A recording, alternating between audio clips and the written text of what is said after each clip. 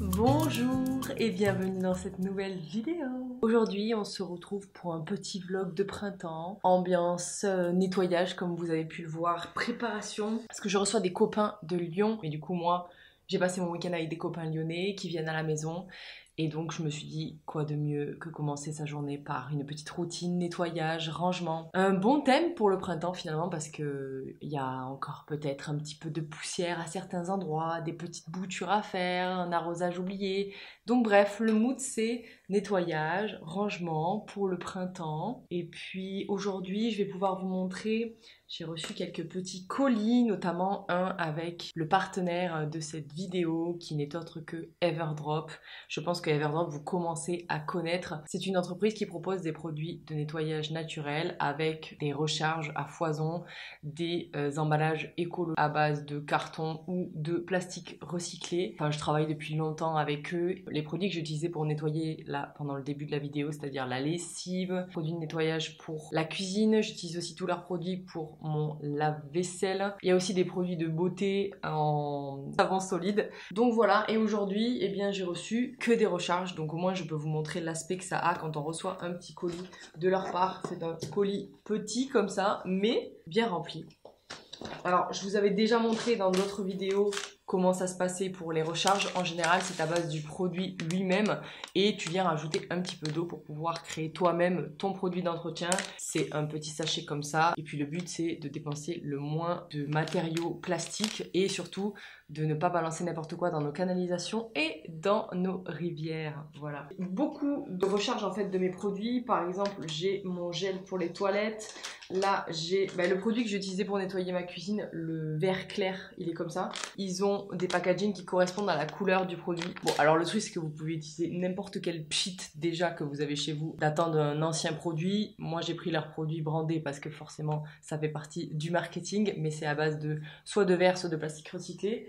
Et juste, il y a ça que j'avais pas testé, que j'avais jamais eu. C'est une pierre à récurer, pardon, c'est pour la salle de bain. Je pense que ici, avec le calcaire dans le sud, ce sera pas mal. Voilà pour le colis de Everdrop. J'ai bien sûr un code promo à vous proposer. Pour les nouveaux clients, il est de 15%. Il te suffit d'utiliser le code VERBOBO15. Et si jamais tu as déjà commandé chez eux, tu as 10% sur ta prochaine commande avec le code VERBOBO10. Voilà pour moi. Tu as toutes les infos avec un lien dans la description si jamais tu veux tester et que ça t'intéresse. Ensuite, j'ai reçu des petits colis. Il y a un colis que j'ai... ce sont des graines que j'ai reçues de Valérie du compte Instagram Le Jardin Nourricier parce que j'ai gagné un petit concours et elle m'a envoyé des graines de tomates Blue Suede Shoes qu'elle a récolté en 2022. Voilà, donc c'est des petites graines. Je pense que je ferai des petits tests dans un pot. Pas de suite. Pour moi, je trouve ici, là maintenant, au vu de mon installation, que c'est trop tôt pour les semis. Vous en saurez plus la semaine prochaine dans mon vlog de balcon. Et d'ailleurs, ça me permet d'introduire les 2 prochains livres que j'ai reçus, qu'on m'a offerts. Mais comme je les trouve intéressants, je me dis que pourquoi pas partager mon savoir. Alors ici, nous avons Pot et jardinière. C'est idéal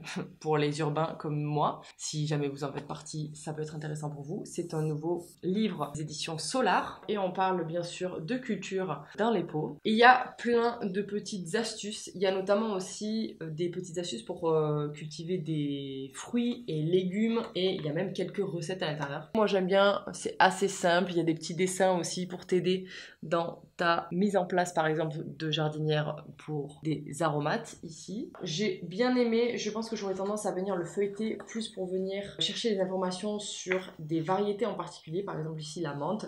Et le deuxième livre, il s'agit de la créatrice de la box à planter qui aujourd'hui a fermé mais qui a toujours une entreprise qui s'appelle La Fabrique à Sachets. Yes. La box à planter, c'était une box dans laquelle tu recevais mensuellement, je crois, des petites box avec des graines à l'intérieur. Et La Fabrique à Sachets, c'est un peu le même concept, sauf que tu peux commander des graines pour tes événements et personnaliser tes sachets pour pouvoir faire des petits cadeaux, par exemple pour les baptêmes, les mariages et autres événements. Et donc c'est Élise Ruiba qui a écrit ce livre et qui s'appelle Semez ce qu'il vous plaît. Clairement, un guide de A à Z pour les gens qui veulent se lancer dans les semis.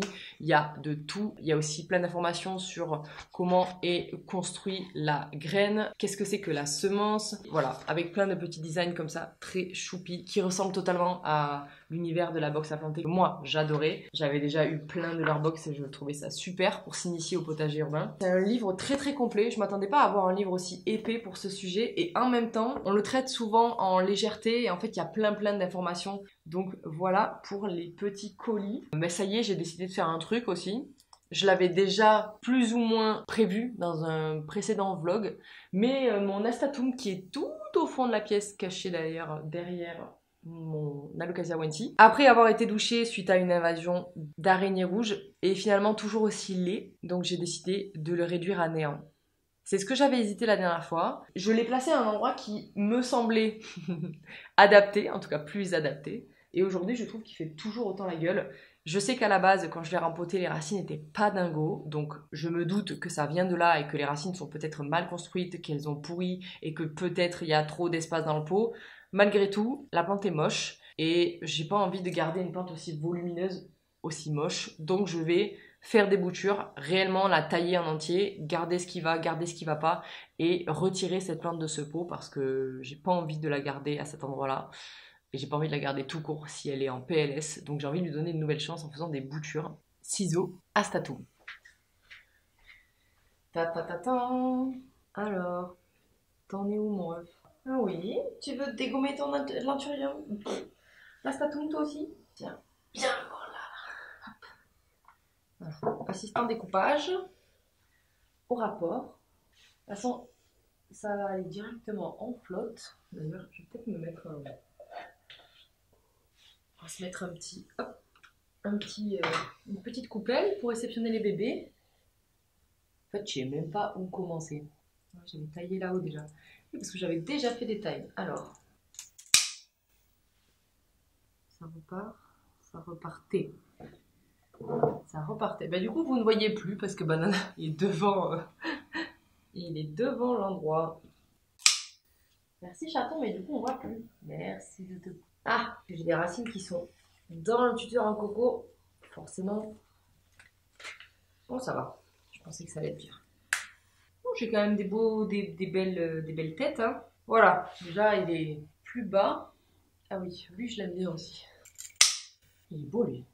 Ok. Je pense que je vais m'arrêter là. Oh, un bébé. On sauve toujours les bébés, nous. Tout ça, je vais le mettre dans la flotte et le rincer bien comme il faut.